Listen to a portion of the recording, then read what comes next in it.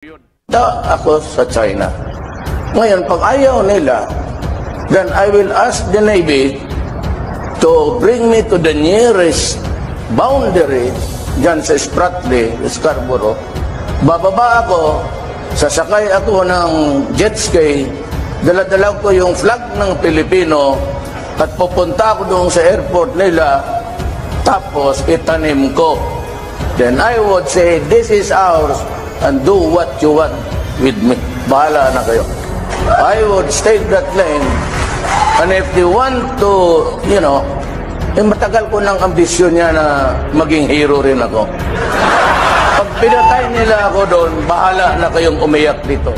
You really think that I would go the riding? I don't even own a jet. No, I don't. But people perceived that as a sign that you were going to get tough with China. It was a hyperbole.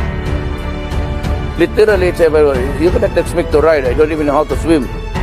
And if it overturns, then you lose the president along the way. So why did you say that then? What were you referring to? Yeah, a hyperbole. To stress. Yung sabi ko mag-jet ski ako doon sa China, kalkuhan nyo. Wala ka na akong ibinroad. Istorya man lang yun. Wala pa lang kayo.